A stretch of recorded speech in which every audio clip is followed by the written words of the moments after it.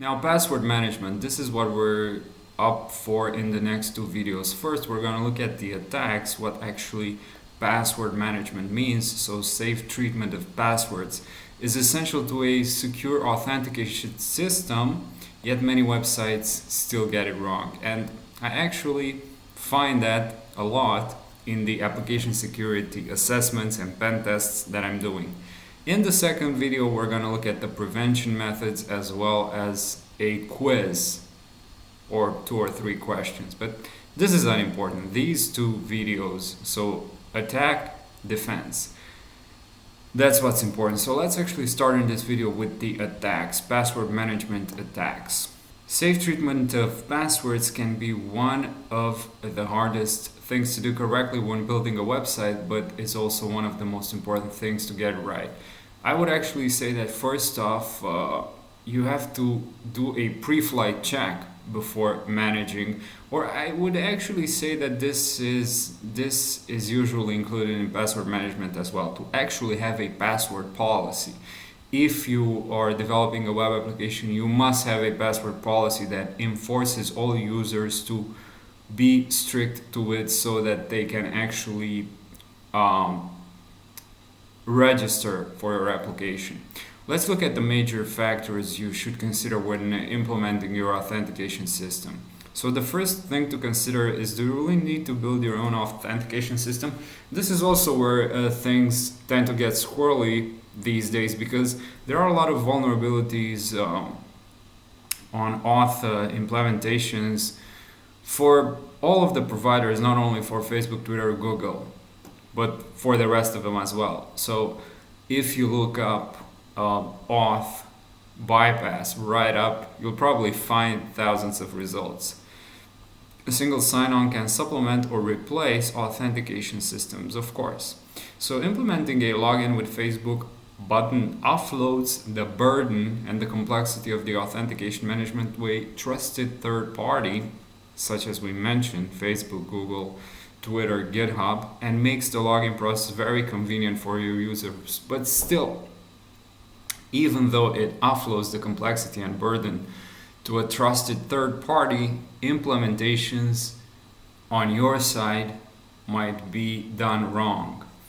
Social media authentication isn't suitable for all applications, of course. If you find yourself implementing your own authentication, the first thing to consider is your password complexity rules, such as I said earlier about password policy.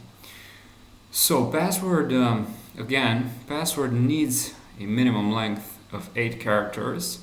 Many sites require mixed cases, numeric characters, or special symbols in an effort to encourage less guessable passwords. So 8 characters, I would say, it's probably won't do it these days, because very strong systems, or brute forcing, or different methods of breaking passwords using very strong CPU or very strong GPU or very strong computer power actually defeats 8-character passwords quite easily, I would say. That's why, in my view, I should say, and also as an AppSec professional, I would say that try to strive for automatically generated passwords of combinations of mixed case, numeric, special symbols, instead of just letting the user actually set its password as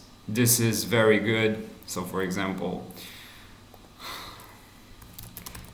this is very strong password 1123 underscore. This is actually not a very strong password, because if you do dictionary attacks or different sorts of brute forcing, complex brute forcing attacks, one could guess this password. So you shouldn't use dictionary words, but you should use random strings. Random strings.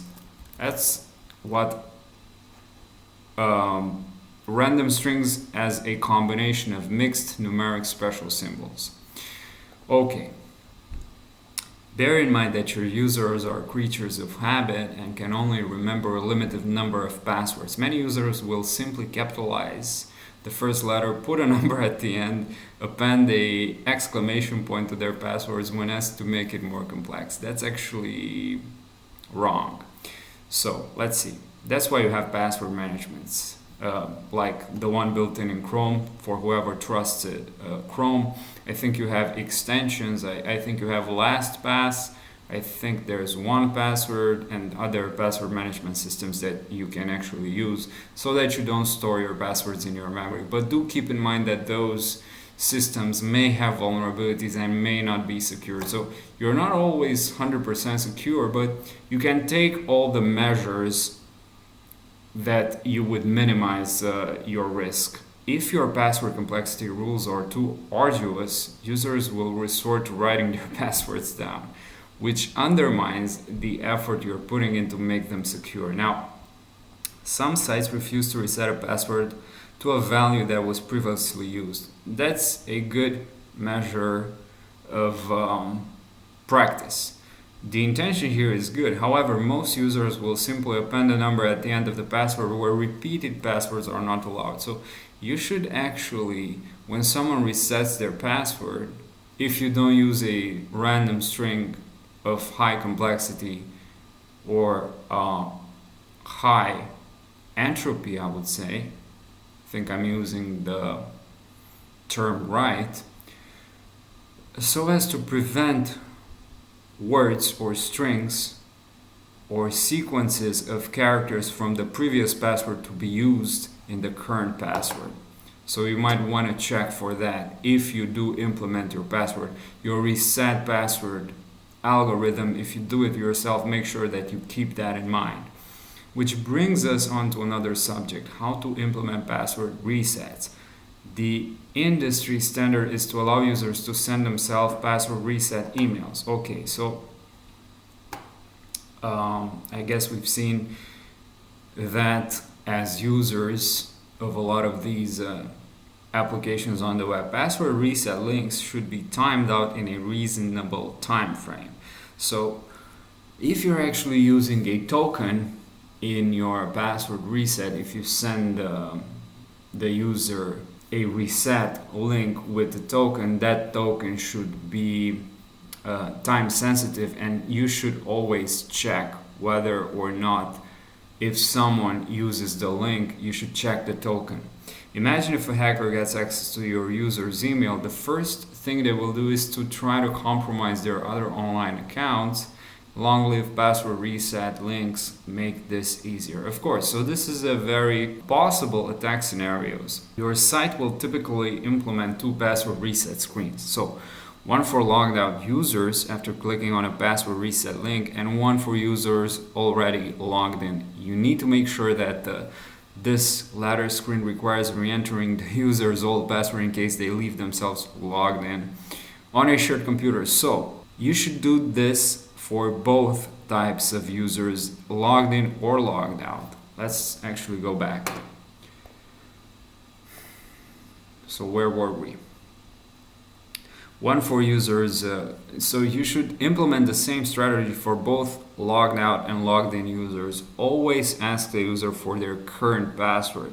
And now there are more modern implementations, such as when you try to change your password, you would only be granted access to that feature even if you're logged in, only if you're actually using a multi-factor authentication, or only if they use previous mechanisms to actually register or sign up your account, such as SMS verification, multi-factor authentication.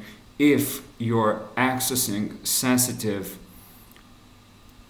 features in your account, even if you're logged in, a very good measure of security is to actually put that under some sort of scrutiny, so to speak. So you would actually ask the users to provide verification even if they're logged in, using SMS, using MFA, using 2FA or other methods, so that they would actually be able to reset their passwords. And even if they're logged in, you should ask for their current password.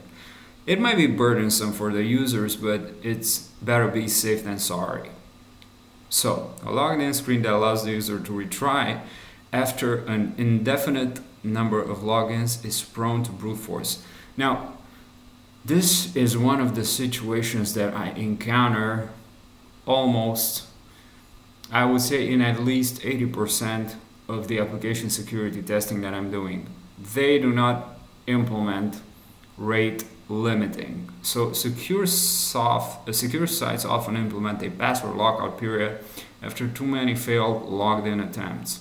So if the user actually tries to log in and they actually try a bad password 5 to 10 times, you should actually, the next time, the response to their request should be a 429, too many attempts, and you should have them reset their password or confirm that they were actually trying to log in into their account, so as to eliminate the possibility of their account trying to be compromised. This is to discourage brute forcing of passwords, where an attacker submits a list of common passwords against known usernames. Of course, there are multiple types of attacks. There's password spraying, and maybe not necessarily in web applications, but if you're doing red teaming and internal pen tests or network pen tests, that's a kind of thing that you would actually have to protect yourself against as a defender. As an attacker, you should try to see this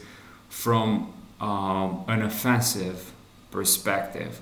This opens up the possibility of a malicious user intentionally locking out a named account, though so forcing the user to pass a captcha test may be better.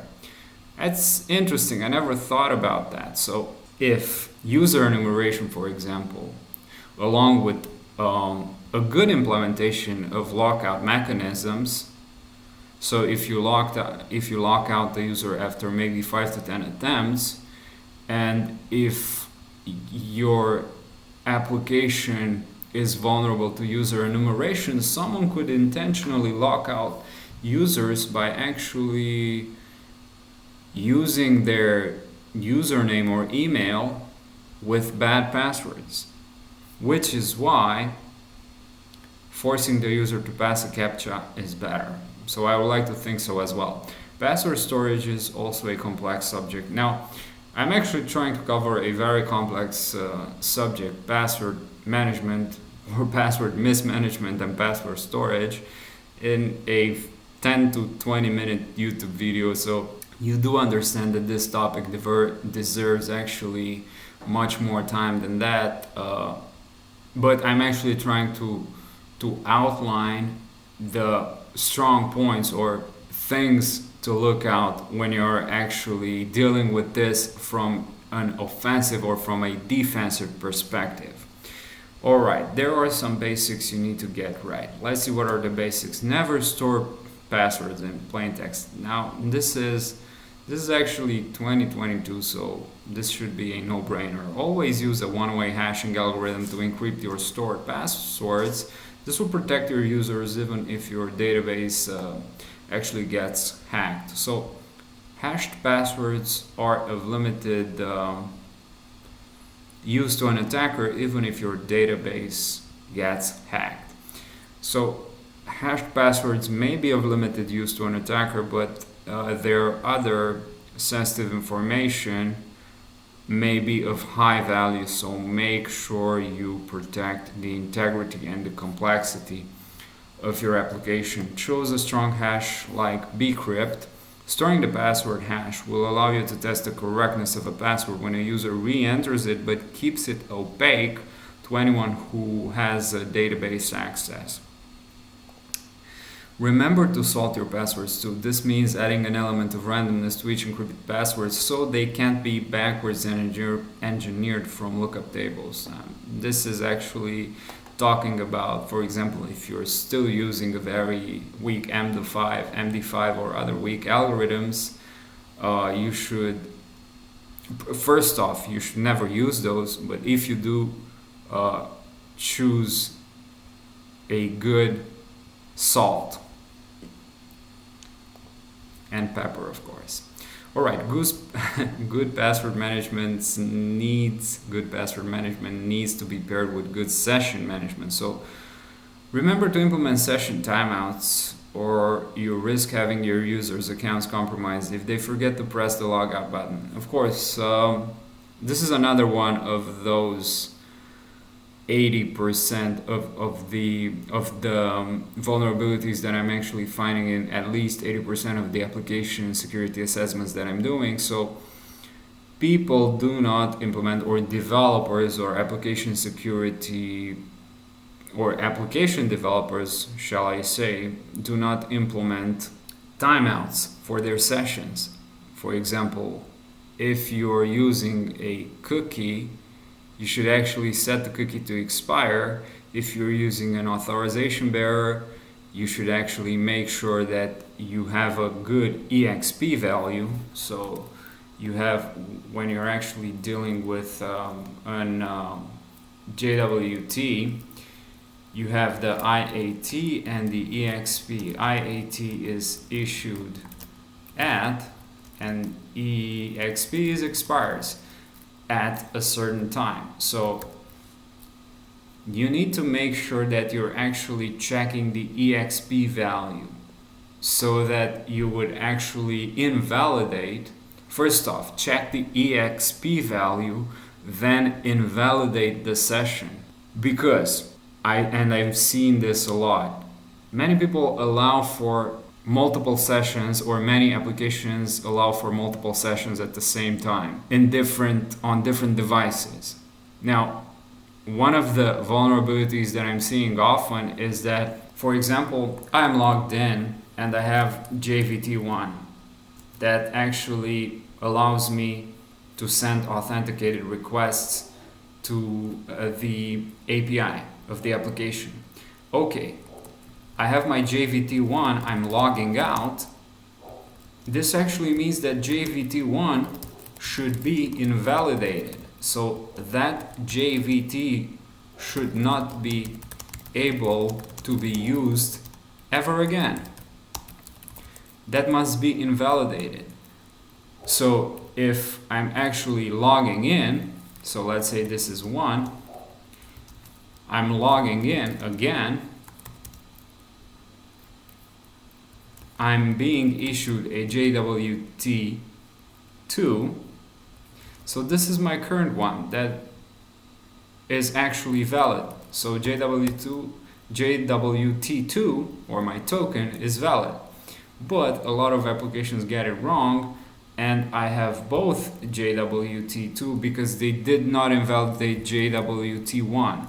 JWT2 is valid, and also JWT1 is valid. Now this is actually this can lead in of itself can lead to a lot of security issues, such as stealing or being able to steal the token. Make sure you check for that. Make sure that token is invalidated upon logout. Also make sure you check the local application storage, like in, let's say for example, in Chrome, you look into the application and you check whether or not everything has been cleared upon logout, and that the application doesn't allow remaining in the storage of your browser your credentials or your cookies. Also consider whether you want your browsers to cache passwords on your login page. This is a trade-off between convenience and security. Think carefully what is most important. So back to what I was saying just a moment ago, make sure you look for whether or not stuff is cached and saved locally. Think carefully what is most important for your application, and be aware that browser settings or password manager plugins may override your suggestion not to cache passwords. Make sure your sites use HTTPS. Now again, this is this really 2022 question? So yeah, this is a no-brainer, but make sure that your site uses HTTPS and marks cookies as secure. So always check for security flags if you're an AppSec professional. If you're a pen tester, make sure that you check for sort of like best practices when it comes to cookie flags. This might not be important if you're doing bug bounty hunting, I mean, in bug bounty hunting, almost all the vulnerabilities are out of scope except for remote code execution and maybe some IDOR. So that's why I'm not interested in bug bounty hunting, and that's why I'm not talking about it. Because a lot of issues, probably the majority of the issues that are considered out of scope in that field, if I can call it a field, are pretty much in scope for application security assessments and also for pen tests. Alright, unencrypted communication is vulnerable to network sniffing, meaning passwords could be stolen in transit by man-in-the-middle attacks. Alright, so this was it for attacking password management or password storage, or this was password mismanagement. Now in the next video we're actually gonna look into some of the methods to protect against this type of vulnerability.